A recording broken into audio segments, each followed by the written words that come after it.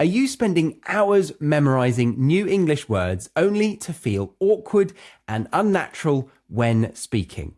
If so, you're probably missing this one crucial step that nearly every learner overlooks. In this video, I'll show you the exact method to go from feeling unsure about new phrases to using them confidently and naturally in real conversations. Plus, I'll give you a free tool that makes this process ridiculously easy, saving you hours of wasted study time. Trust me, you won't learn vocab the same way ever again. So to go through my 8-step process I'm about to show you, let's demo it by using the phrase, Bob's your uncle. Bob's your uncle.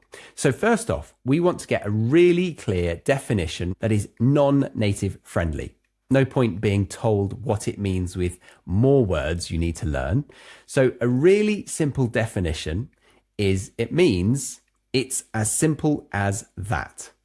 So however weird this seems just right now, just replace Bob's your uncle with the whole phrase, it's as simple as that, meaning easy. And to deepen the understanding at the beginning of this, I want to turn our attention to 3 to 5 synonyms. For this case, let's just do 3. And those might be job done, piece of cake, easy as pie. And don't worry if you don't know all those phrases. They're quite idiomatic. Just let them wash over you. Just wash over you like this. Okay, so next we want an explanation because this phrase is still quite strange, right?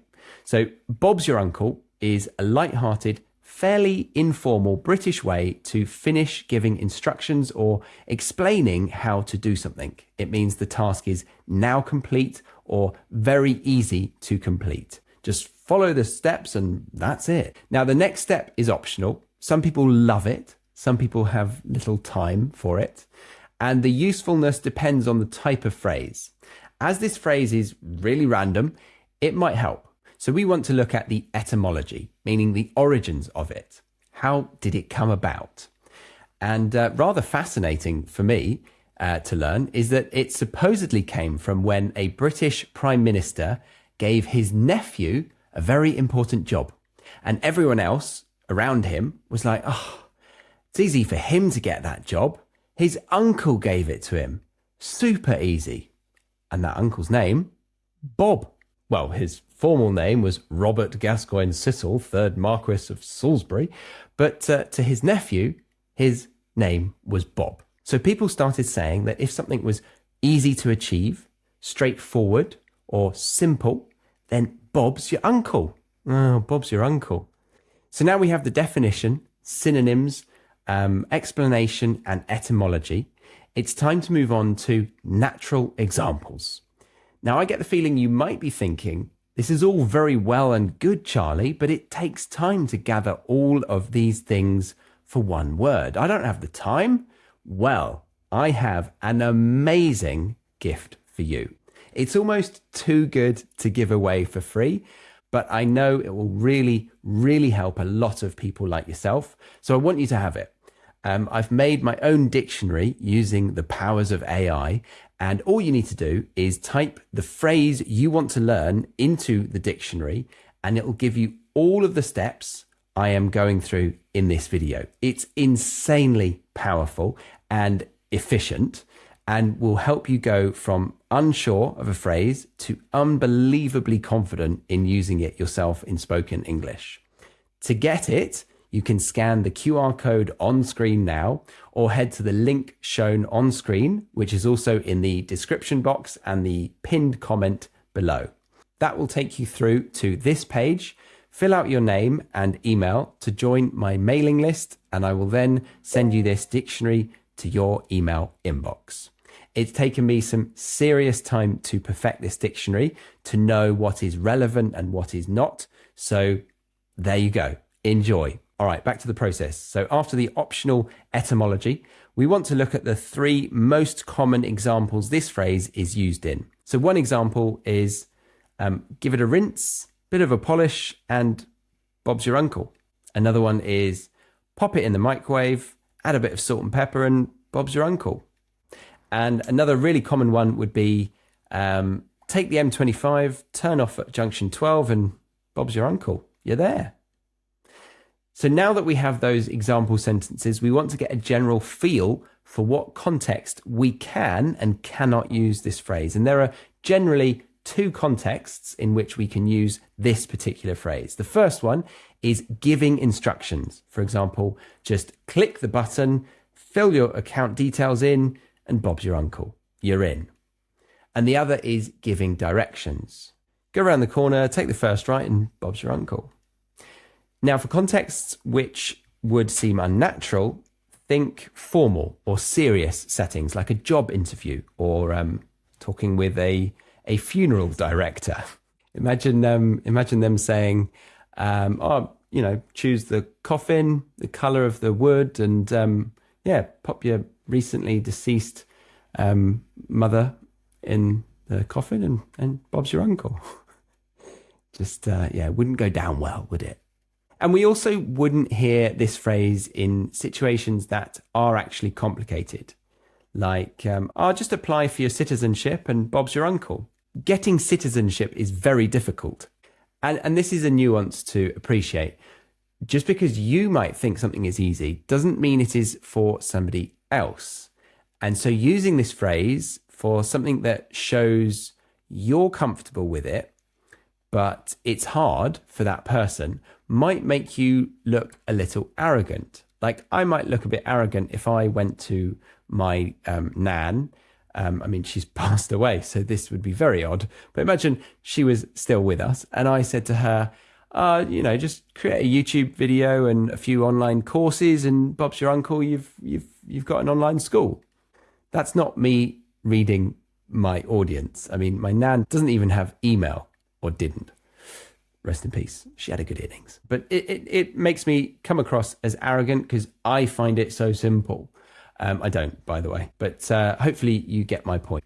And now that we have the context, we want to get two really important steps to finish things off. The first is the common tenses that natives use this phrase in. Can we use it in all tenses, or is it more of a simple present one?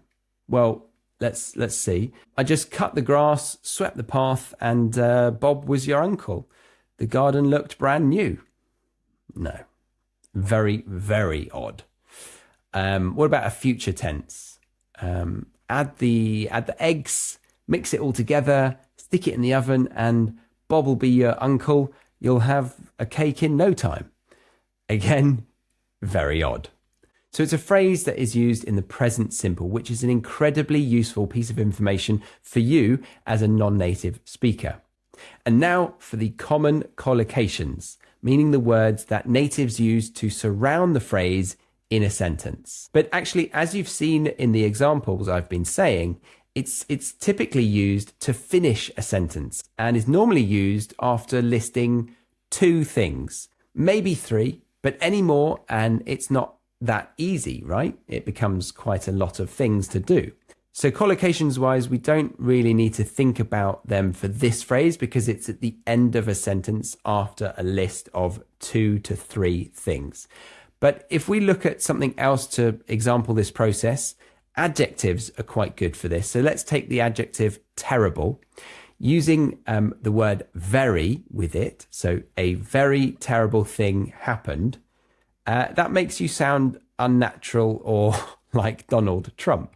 But using the word absolutely with terrible, as in an absolutely terrible thing happened, those two words collocate nicely. Adjectives are a really simple example of the importance of common collocations, but often in more colloquial phrases, collocations are super, super helpful to go from sounding a bit stiff in your usage to it sounding like your mother tongue. So there we go. We have the definition, the synonyms, the explanation, the optional etymology, natural examples, appropriate and inappropriate contexts, typical tense usage, and even a quick look at collocations. And while that would be a lot of time taken up gathering that information, that can now be delivered to you in an instant, thanks to my nerdy little dictionary called Charlie's Dictionary. You simply scan the QR code to access it, type any phrase into this dictionary, and Bob's your uncle. It's all there for you to enjoy. I should have winked when I said that, shouldn't I? It is using AI though, so as of the published date of this video, AI does make mistakes, but I'd say, having used it for over a year now, every day, 90% of the time, it's absolutely perfect. So I highly, highly recommend it.